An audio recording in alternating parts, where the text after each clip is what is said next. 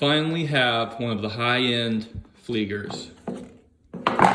The Laco Dortmund came in yesterday. They sent the flight tag.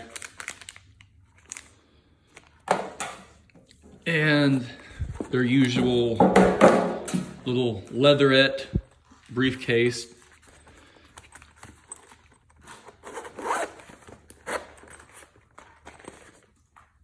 And there she is. Beautiful as ever.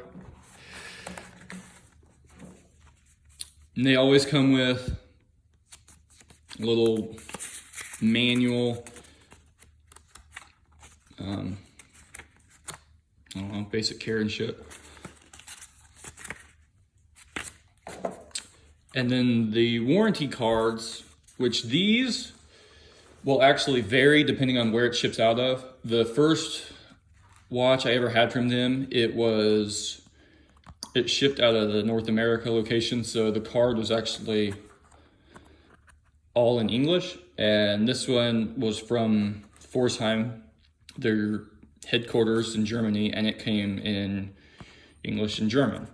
And it even says right there, international warranty. But so there is some variance in these, but essentially they're all the same thing. It's just a warranty card with watch information on it. But this thing is something I've been wanting for a very long time.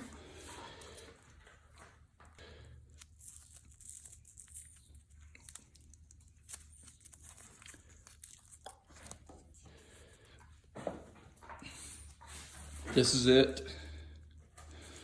45 millimeters. It's a big watch, but I mean, it's a navigation watch. They're supposed to be big.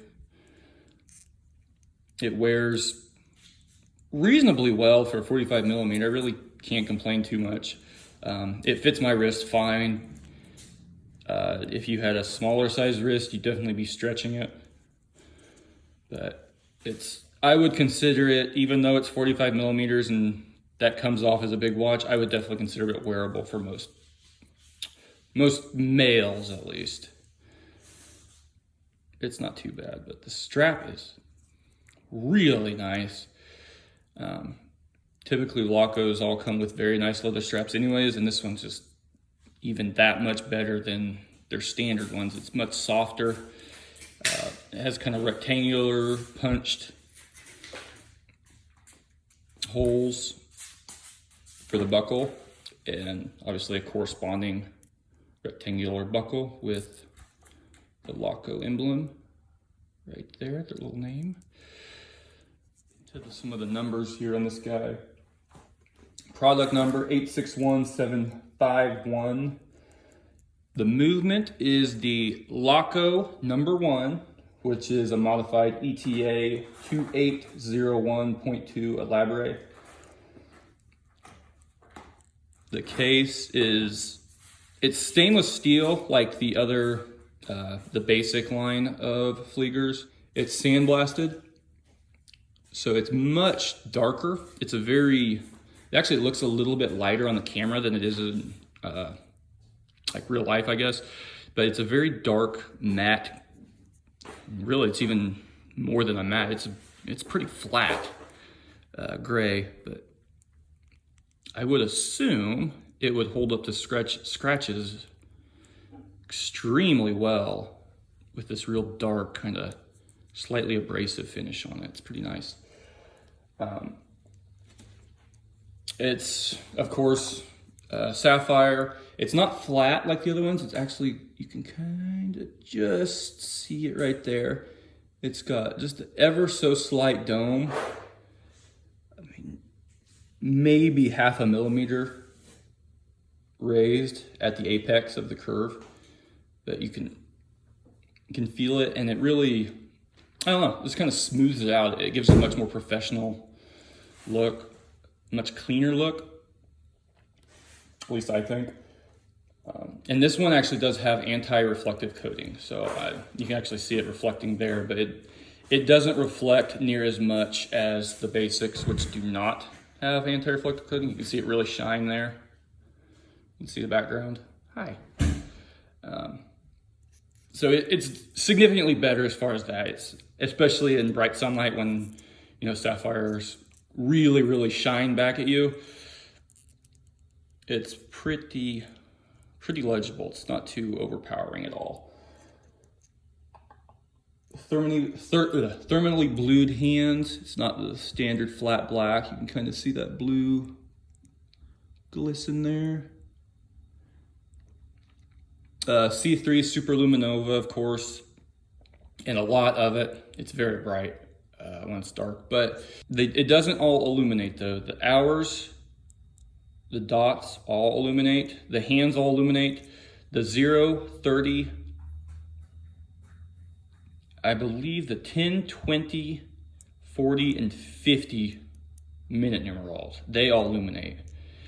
The 45, 55, 35, 25, 5, those numbers do not illuminate. And then the minute bars all the way around the perimeter, they all illuminate as well. So it's a little different than what I was expecting at night, but what does illuminates so well that it's still very easy to check the time very quickly. It's really just a quick glance and you can tell exactly what minute it is and what second of that minute it is, even at night. 13 millimeters overall height, so not terrible. 53.5 millimeters lug to lug, so it's a pretty good stretch, and the lugs are flat, so they don't contour really at all. There's a slight curve on them, but they're pretty straight, so they kind of stand like that, where they don't really wrap around that much. But again, as long as your wrist is big enough to fit the watch, it's not that big of a deal. I could kind of see it might start to rock or maybe get a little wonky on the smaller wrist, but not too bad. It fits me fine. I'm very happy with it. The lugs are actually 22 millimeters wide, which I think the 42 millimeter of most of their basic ones are 20 millimeters, and the 39 millimeter watches are usually 18. So they just, the 22 fits this great, and the 20 fits the 42 millimeter great. I have it, but it just, they do a very good job of corresponding the proper strap width to the proper watch diameter, I think. So it fits it well. Only 50 meters of water resistance, like I believe all of their fliggers are. So it's a solid splash resistance, but I wouldn't go swimming with this thing, that's for sure. This is actually the hand winding movement. I opt for the kind of historical authenticity of the hand winding one, the Dortmund. The automatic version of this is the Friedrichshafen, but I've never had a hand winding watch before. I don't know how common the knowledge is to wind them. On an automatic, you can kind of just wind it and wind it and wind it because it has a clutch that'll disengage. You can't over wind it.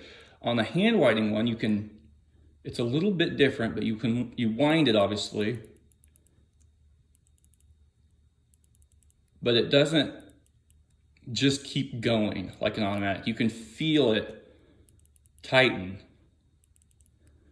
as you keep winding, and you kind of start to feel it fight back against your fingers with greater and greater force until you get to the end.